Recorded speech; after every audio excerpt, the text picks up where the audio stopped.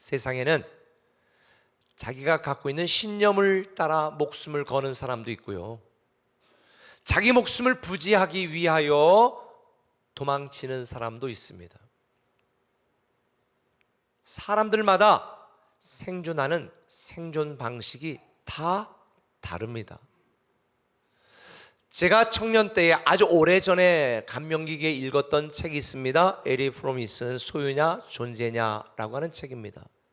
이 책은 두 부류의 사람들에 대하여 소개합니다. 하나는 소유형 방식으로 사는 사람, 또 하나는 존재형 방식으로 사는 사람입니다. 소유형 방식으로 사는 사람의 인생의 목표는 소유에 있습니다. 배우고 출세하고 성공하는, 아무튼 모든 목적이 소유에 있습니다. 돈을 소유하고 명예를 소유하고 권력을 소유하고 사랑을 소유하고 집을 소유하고 땅을 소유하고 그걸 목표로 살아갑니다. 반면에 존재형 방식으로 인생을 살아가는 사람은 삶의 의미와 가치와 목적을 따라 살아갑니다. 자기가 생각하는 어떤 가치와 의미를 위하여 살아가는 사람입니다. 목숨을 위하여 비굴하게 사는 사람이 있습니다. 구차하게 비겁하게 사는 사람이 있습니다. 반면에 자기가 생각한 어떤 사명과 신념과 가치와 의미를 위해서 자기 목숨을 걸고 인생을 거는 사람도 있습니다. 지금 고린도 교회에 대해서 계속 말씀을 나누고 있는데, 고린도 교회 신앙적 이슈와 수많은 문제들로 교인들끼리 갈등하고 분쟁하고 심지어 사회법정에 고소하는 사람들도 생겼습니다. 이런 고린도 교회의 바울은 그리스도에게 속한 그리스도인들은 어떤 방식으로 살아가야 되는지, 그리스도인들의 존재 방식에 대하여 가르쳐주고 있습니다. 결론적으로는 13절 이렇게 말합니다. 우리가 유대인이나 헬라인이나 종이나 자유인이나 다 한 성령으로 침례 세례를 받아 한 몸이 되었고 또 한 성령을 마시게 하였느니라. 바울은 말하는 거예요. 교회는 모든 것을 초월하여 한 성령으로 말미암아 한 몸이 된 사람들이다. 그렇기 때문에 교회 안에 어떤 심각한 문제나 골치 아픈 문제가 있다 할지라도 성도들끼리 분쟁하거나 교회가 분열되어서는 안 된다, 이걸 가르쳐 주는 거예요. 이런 시대에 우리 그리스도인들, 우리 꿈의 성도들은 어떤 방식으로 존재해야 될까? 어떤 생존 방식으로 살아가야 될까?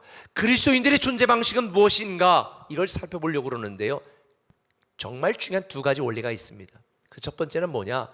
그리스도인들은 주와 함께 존재한다는 것입니다. 누구와 함께?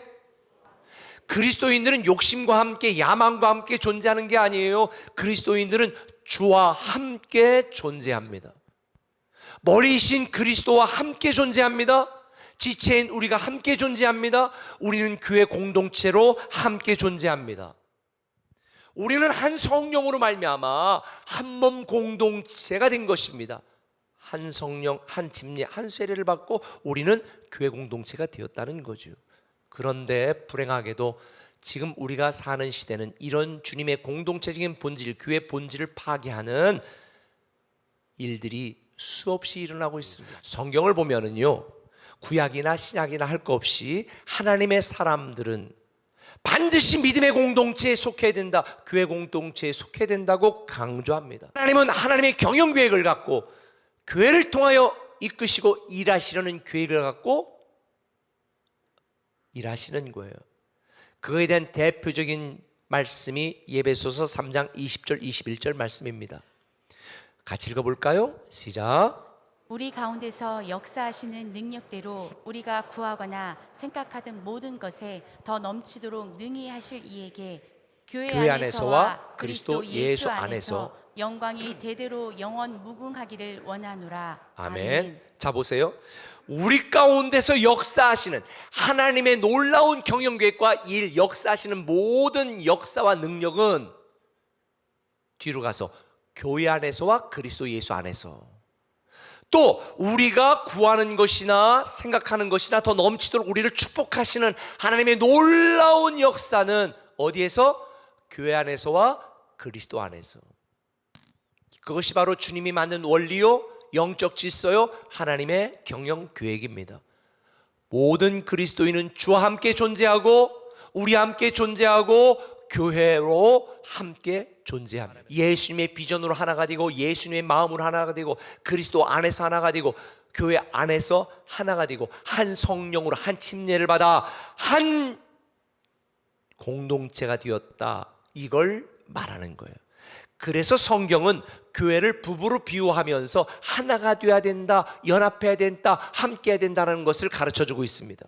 서로 다른 두 사람이 연합하여 함께하는 하나가 된 부부로 살아가는 것처럼 전혀 다른 우리들이 예수의 피 안에 그리스도 안에서 한 몸 공동체가 되었으니 우리는 부부가 서로 연합하여 하나로 살아가는 것처럼 우리도 그렇게 하나가 돼야 된다, 이걸 가르쳐주는 거예요.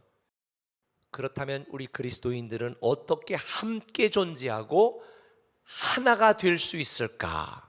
우리의 노력과 열정만으로는 impossible, 불가능합니다. 생명을 주시고 영적인 질서를 만드시고 하나가 되게 하시는 성령님만이 하실 수가 있어요.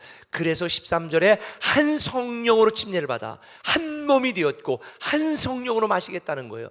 유대인이나 헬라인이나 종이나 자유인이나 관계없다는 거예요. 내가 불파였는지 냉파였는지도 관계없다는 거예요. 내 직위가 높은지 내가 공무원인지 내가 자영업하든지 관계없다는 거예요. 내가 나이 많든지 청년이든지 관계가 없다는 거예요. 성령의 인도하심을 우리 모두가 따르면요, 우리는 하나가 될 수 있는 거예요. 그래서 교회 안에서는 자기 주장하면 안 돼요. 성령 충만해야 돼요.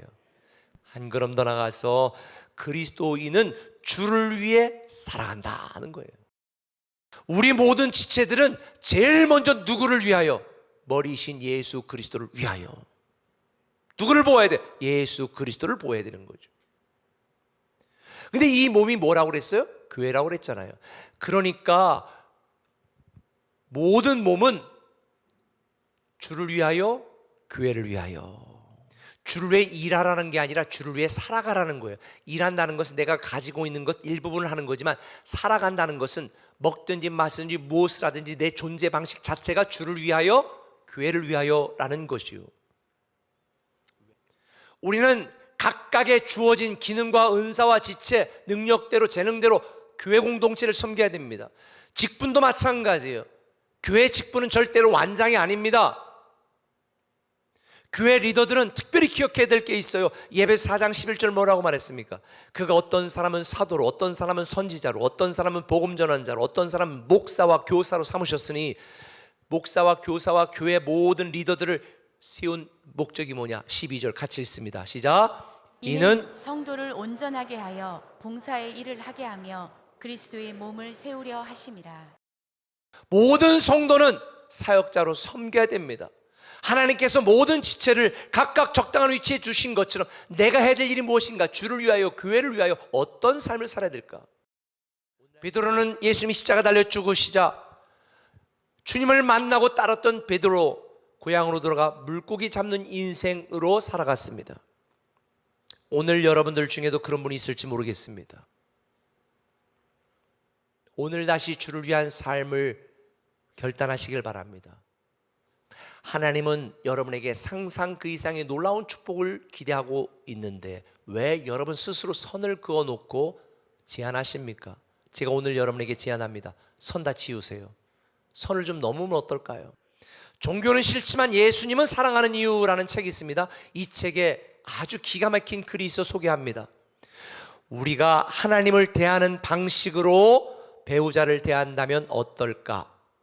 배우자에게 가진 돈의 10%를 주고 일요일에만 만나서 이야기하고 그 대가로 다른 날에는 내가 원하는 대로 할 수 없겠냐고 묻는다면 그런 관계가 유지되겠는가?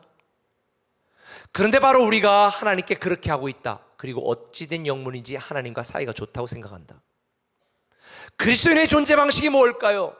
여러분 어떤 방식으로 세상에 존재하고 있습니까? 무엇을 위해 세상을 살아가고 있습니까? 잠깐의 일생을 위해서 영원한 인생, 소중한 인생을 낭비하지 마세요. 진정한 축복은 이 땅에서 내가 원하는 것을 소유하는 데 있는 것이 아니라 나를 구원하신 하나님의 목적대로 살아가는 데 있는 것입니다. 우리는 주와 함께 존재합니다. 서로 사랑과 선행을 격려해야 됩니다. 우리는 주를 위하여, 교회를 위하여 살아갑니다. 하나님이 나에게 주신 모든 것 다 주를 위하여, 교회를 위하여 멋지게 사용할 때에 그게 그리스도인답게 존재하고 살아가는 것이니, 저는 우리 꿈의 교회 모든 성도들이 그리스도인다운 존재 방식으로 살아가기를 예수님의 이름으로 축원합니다.